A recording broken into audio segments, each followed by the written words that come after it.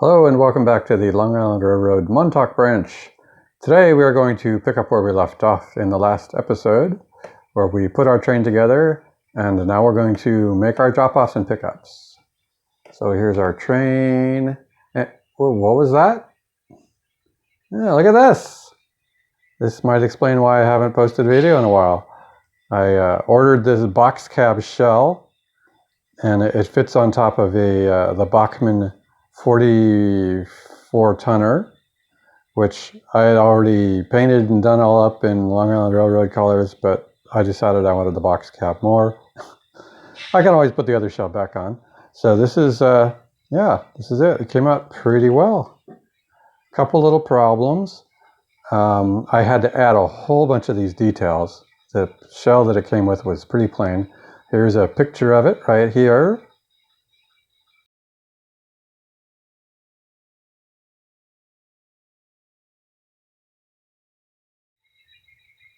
So you can see in that picture that everything that was white was styrene that I had added myself. And of course I painted it, primed it, painted it all black because that's the way they were. I'm waiting for decals. I'm going to paint it up in Erie, or not paint it, but decal it for Erie, the Erie Railroad. My model is the Erie Railroad 149th Street Yard in the Bronx. I am not going to recreate that exactly, but that's my model. That's my goal. Okay, well, that's enough about that. Let's get rolling. Yeah, I just realized that I had the fan on while I was recording those last two segments, so you might have noticed the shadows and the obnoxious humming. Well, I turned it off, so no more of that. All right, here is the what is this again? The switch list. So if you remember, we're going to service 2, maybe 3 industries. Our first job will be dropping off 3 cars at Block and Guggenheimer and picking up 1. So let's do that. All right, there's Block and Guggenheimer in the background there. It's this industry right here. I know a lot of you already know that. I just like to point it out for new viewers. And the first thing we need to do is pull the train out of the yard, which we are doing. Bring it down the passing siding, and then back it, and then pull the train onto the main line, which is behind the camera, and then back down the main line into Block and Guggenheimer. So it's hit the horn for the level crossing, and watch the trains derail. God dang it! And we're back. It turns out that the caboose and the car directly behind it are both a little light. And this is a fairly long, heavy train, at least for me, and combination of tight turn, suspect Atlas switch, and the 2 light cars was making them string line right there. So let's hope that doesn't happen again.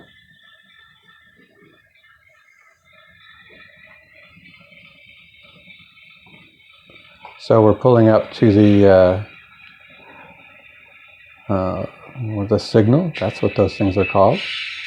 Before we go out on the main line, got to get permission to go out on the main line from the supervisor, whomever.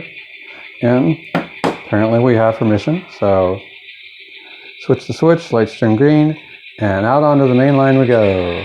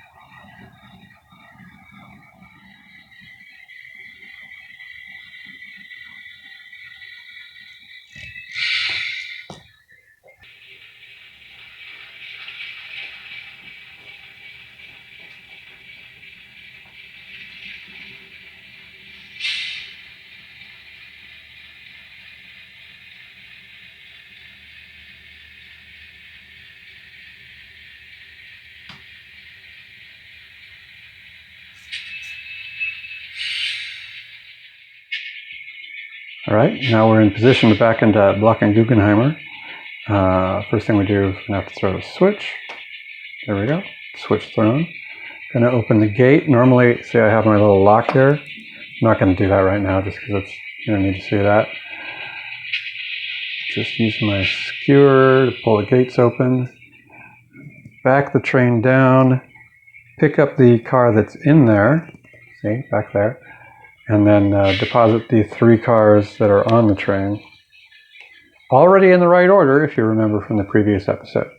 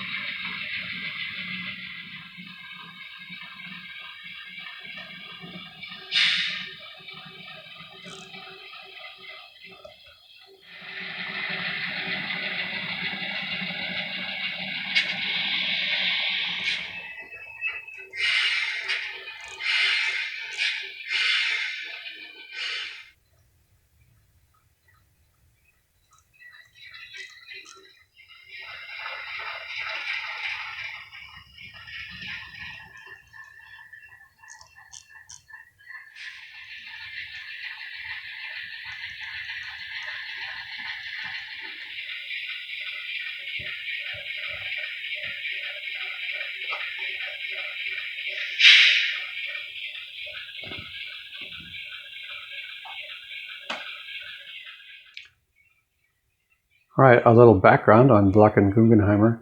This first building is a warehouse, and it's for receiving things like pickle jars and cartons and whatnot. So this is a box car that's going to be full of something, pickle jars, boxes, whatever they need to do what they do. And this car right here, now in the real world, this area right here is much larger, but I didn't have room for that. But this is where the salt gets delivered, because obviously you need a lot of salt if you're going to be making pickles.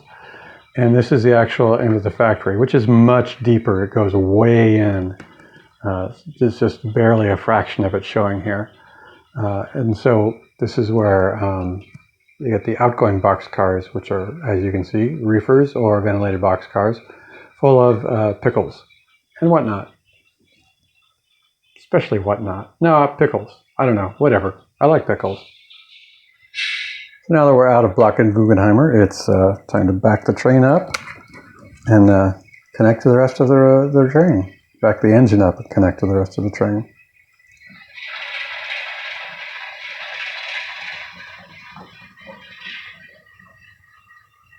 And then go on to service our next industry. And I forgot what that was, so we'll have to go look at the switch list again. Bonk. Okay, that was a little hard, but whatever.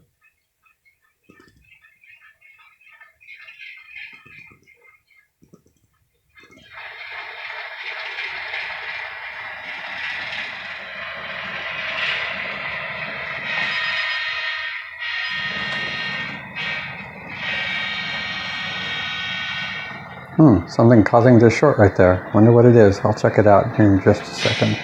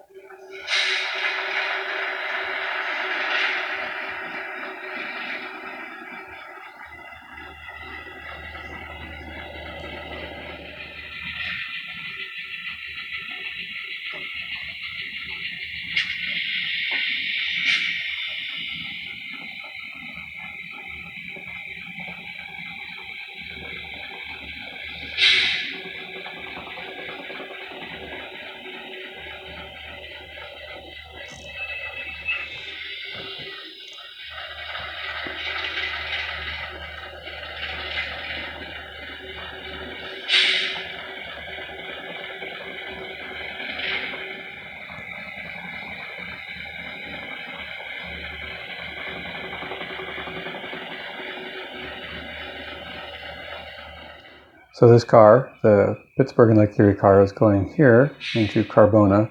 Now, some of you who are sharp-eyed and have a long memory might remember this used to be Stole Metal, and this side on here was Carbona, but I decided to combine them since it really didn't make any difference to operations into one industry with two spots.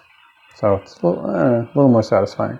So Carbona makes a product called Carbona, which was a cleanser made from carbolic acid. Yeah. Stop, damn you. It wasn't until, well, it was probably about this time that they figured, carbolic acid may not be the best thing in the world to use as a cleanser, and Carbona kind of went out of business. Although they still do make things. I looked it up. This facility was just a warehouse. They just stored things here to be picked up and shoved into the boxcars and then sent away to places unknown.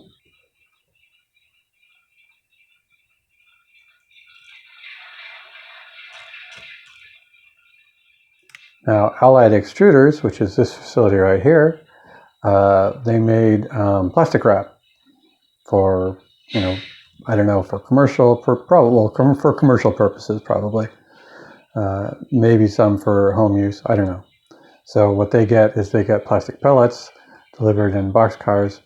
There are two different types of plastic pellets, HDPE and LDPE, which is high-density polyethylene, and low-density polyethylene, which are used for different things, whatever. So I didn't take this into account this time, but if you wanted to, you could have these two spots be load specific, like this could be the HDPE spot and this could be the LDPE spot. But if you look at the way it's modeled, there's actually pipes and hoses for both types that go to each spot. So it doesn't really matter.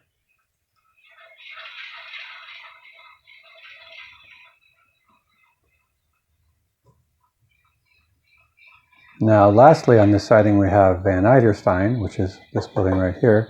This building also is much deeper, just like, every other building on the Mile Railroad. There were other buildings in the facility as well. Van Eiderstein, I've described this in previous episodes. They collected basically, and remember, this company started back in the late 1800s. They collected dead animals from the streets of New York and took them and turned them into whatever you turn dead animals into. They harvested everything they could out of them, the fat, the bone, the gristle, the whatever.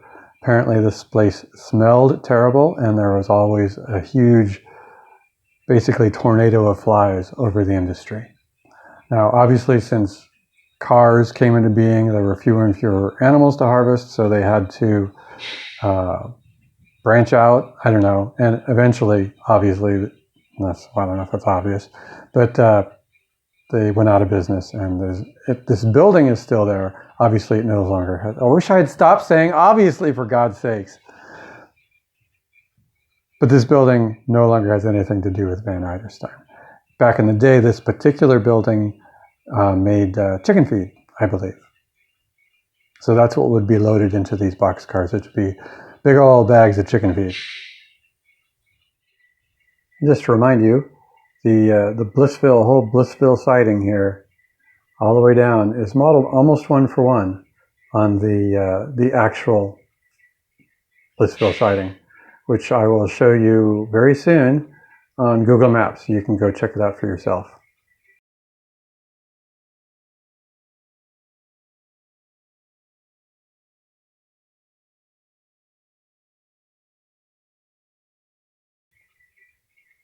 Okay, did you enjoy that? It's pretty cool, actually. Doing the research is almost as much fun as making the buildings and operating the railroad. Now, I didn't have enough room, obviously, to, I said obviously again, God dang it. The correct track plan, I couldn't put in the correct track plan the way it was back in the day. So I put in one long siding, and that works. Okay, well, that's Blissville siding done. I believe I'm going to go have some lunch, and then I will come back and finish this thing off. Well, that was really strange. I'm back from lunch, by the way. I came back and 469, the RS1, completely wasn't working. You saw me. You were right there. We stopped it, and I turned the camera off, went off to lunch. Well, I turned the layout off, and I came back, and 469 absolutely would not work. Weird. So we replaced it with 1556, RS3 1556, and it seems to be working just fine. So now our job is, for the remaining train, is that this tank car needs to go to the team track right in front here. Now the problem is there's only one spot for tank cars at the team track, and it's taken. So what am I going to do? I don't know. I guess I'll just put it right here, and I'll have to stretch the hoses out a little longer. And these two cars at the end, the hopper and the boxcar, need to go all the way down there to the facility in the corner, Frockenshechel. So both of those are facing point sidings, so we need to get busy and run around the train.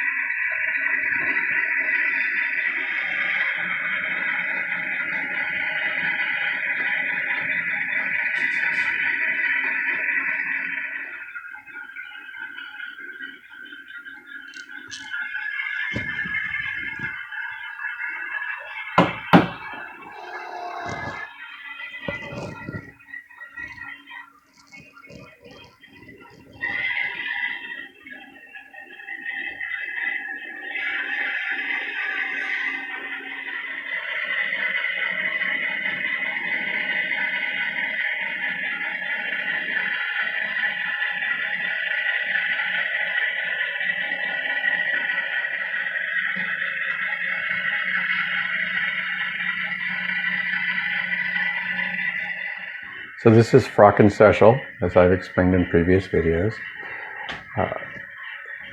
It's in roughly the right place for where it would be in real life.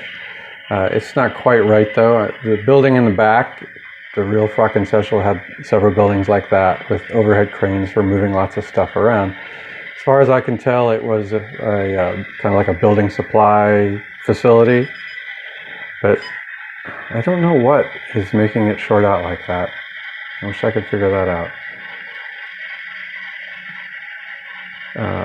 It did not have the cement facility, cement tower, but as some of you may know, I used to have that on the other side of the layout, but then I redesigned the other side of the layout, and there's no way I was getting rid of this building after all the work I put into it, so it moved over here.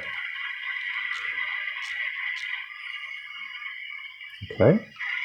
There's the hop car delivered. Now we're going to assume that the facility itself has some way of moving that car under the silos, so it can get unloaded. Probably used a big crane there. We're not going to worry about that.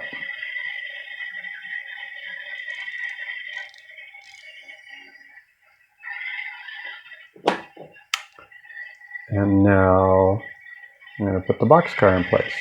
As some of you may know, at this time, it was kind of a transitionary period between when they used to ship lumber in boxcars, which was, as you can imagine, quite the hassle, till they switched to moving it in the big, center beam cars, or whatever at the time. But in the 60s, the early 60s, mid 60s, they were still moving some lumber by boxcar. So that's what we do.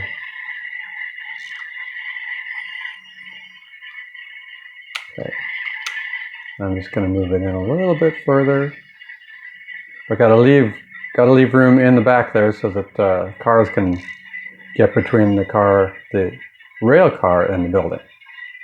And that's good enough. I'll just take a quick look at the switch list here. Make sure I've done everything. Yes. All right. Looks like that's it. We have completed our switch list for this job. thanks for watching. I hope it wasn't boring. I know there's only so many different things you can do on a layout without changing the layout. Next time, maybe I'll be able to run my box cab, and we'll see what we can do about that. Although the box cab dates to an era at least 30 years prior to this one, maybe more. Well, definitely more. But still, there's just something about them.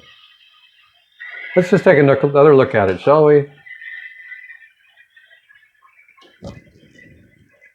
My box cab. Let's bring the light over here. I know it's hard to see the detail when it's completely black, but we'll bring the light in. Now, in case you're wondering, I got this from Apogee Locomotive Works. He has a whole bunch of 3D print things. And this cost 50 bucks. Which, considering it's a specialty item, and it's pretty good resin. Well, actually, it's really good. It's a really good print. It's not perfect. It's not like you're getting it from